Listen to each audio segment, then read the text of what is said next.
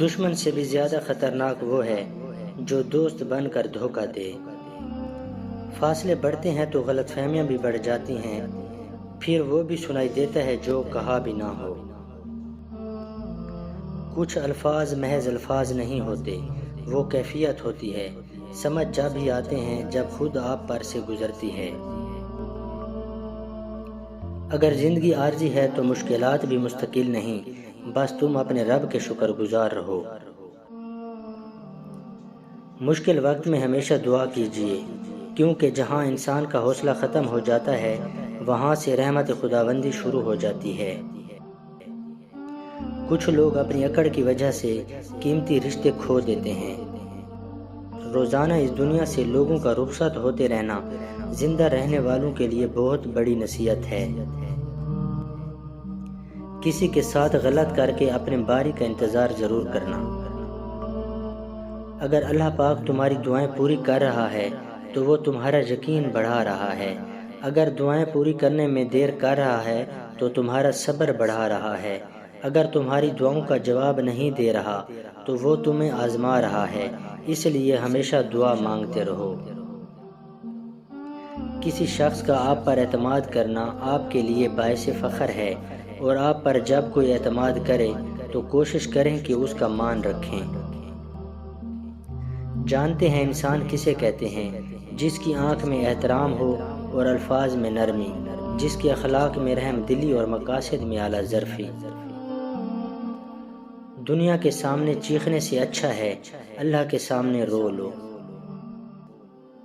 مقدس علم کا نزول اعلیٰ دماغ پر نہیں، پاکیزہ دل پر ہوتا ہے۔ انسان کی اصل موت تب ہوتی ہے جب وہ کسی کے دل سے نکلتا ہے۔ اللہ کا ذکر دل کے لیے ایسا ہے جیسے مچھلی کے لیے پانی۔ انسان مرتا مر جائے لیکن کبھی بھی ان سہاروں پر بھروسہ نہ کرے جو کئی بار اس کی بنیادوں کو ہلا چکے ہوں۔ کچھ لوگوں کے لیے دن بدلنے یا سال بدلنے سے کوئی فرق نہیں پڑتا، کیونکہ ان کی زندگی ایک مرکز پہ رکی ہوتی ہے۔ سوچ اچھی ہونی چاہیے، کیونکہ نظر کا علاج ممکن ہے لیکن نظریے کا نہیں۔ اگر کسی شخص کو خود میں کوئی عیب نظر نہ آئے تو سمجھ لیں کہ اس کی جہالت اپنی انتہا سے بھی آگے نکل چکی ہے۔ کچھ آزمائشیں اور مشکلات ایسی بھی ہوتی ہیں جن کے ختم ہونے پر انسان کو احساس ہوتا ہے کہ وہ زحمت نہیں رحمت تھی۔